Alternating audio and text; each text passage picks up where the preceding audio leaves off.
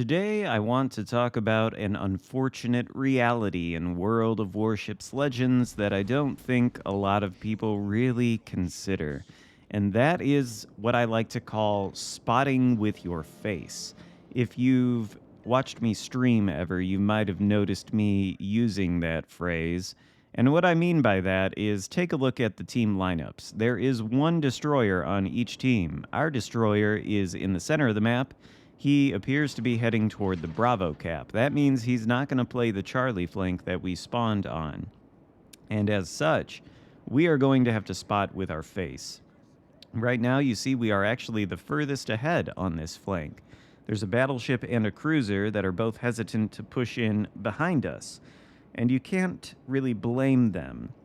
If you're playing a battleship or a cruiser, I don't really care which battleship or cruiser it is. It could be the most heavily armored battleship in the game, or it could be a very lightly armored battleship like HMS Duncan. But if you're playing a large capital ship like that, you do not want to be the first one pushing in and spotting with your face. Why? Well, as soon as we spot both the Vanguard and the enemy Schroeder, we ourselves are spotted in return, courtesy of the Schroeder.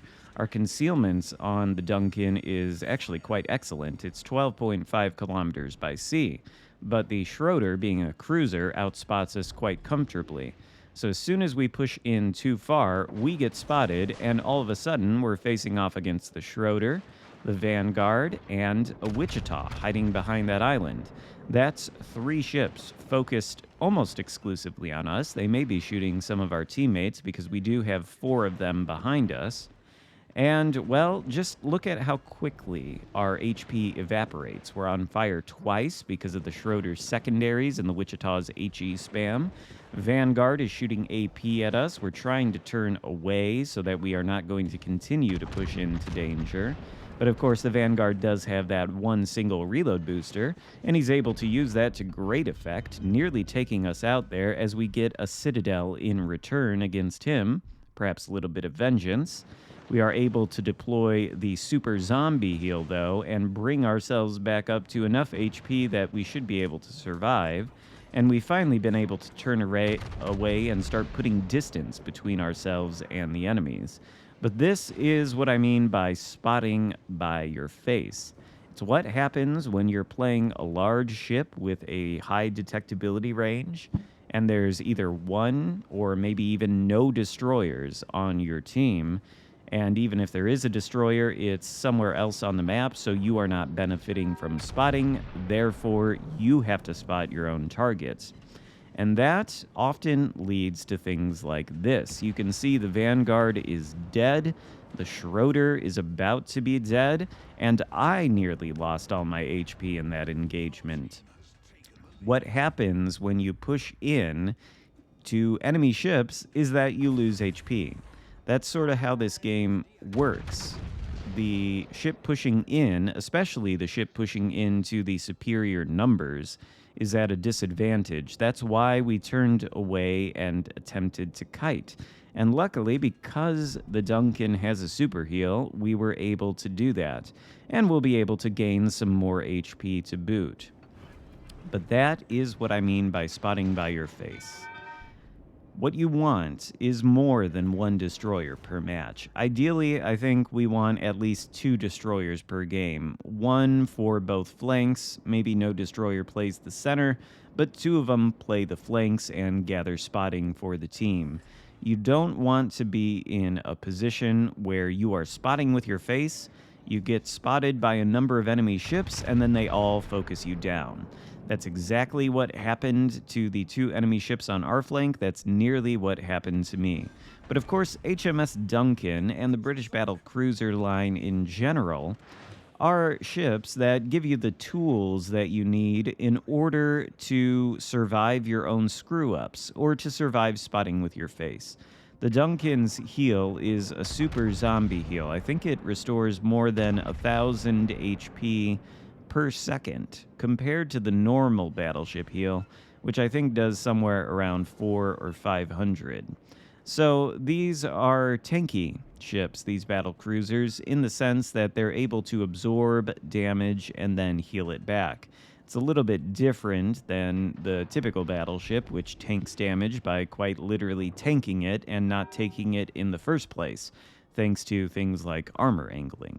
In any case, if you are forced to spot with your face, there are a couple of things you can do in response, regardless of what ship you're playing. The ideal thing to do is find an opportunity to turn around without taking too much damage in the process, and then kiting away, putting distance between yourself and the enemies. You may not have to do this if you're spotting with your face and you come up against, say, a single cruiser while you're playing a battleship. You should be able to dismantle that easily, but if you've run into a situation where you find multiple cruisers or maybe multiple battleships, well, you can't really push into multiple ships without losing all of your HP in the process for probably little to no gain. So what you want to do is find a way to turn around and put distance between yourself and the enemy. Basically, if you are pushing in, you are at inherent disadvantage. You are much easier to hit as you get closer, and you don't have the opportunity to disengage as easily without exposing broadside if it turns out you're getting focused down by multiple ships. Whereas if you're kiting away, you're getting further and further from the enemy team all the time. Presumably, you can get far enough to go dark and sort of reset the situation. Maybe as soon as you get back into concealment, pop a heal, change direction, come at the enemy from another angle. That's the whole idea. That is how you can survive screw-ups like pushing in too far. And the thing about screwing up like I did in the beginning of the game and losing nearly all of my HP is that it's not always evident that you've overextended until the enemy team gets spotted and they're all of a sudden shooting at you. So it can be tricky.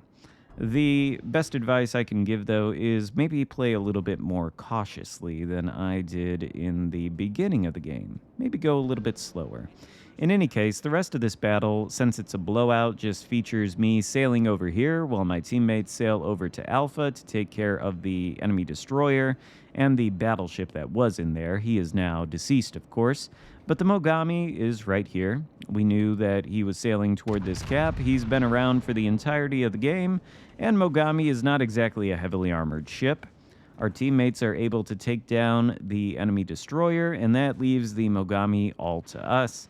The Mogami, of course, is a juicy target. He does have a very exposed citadel, and I don't think he was really expecting us to come around that corner, at least not wholeheartedly. He did send torpedoes around that corner in anticipation that a ship might be coming, but here we are, and there he goes. The game is over. We end with 135,000 damage done, and a terrible blowout on the part of the blue team.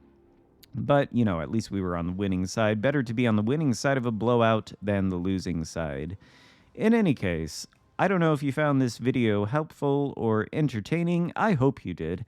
If so, give it a thumbs up, consider subscribing if you haven't already, and I'll see you next time. Goodbye.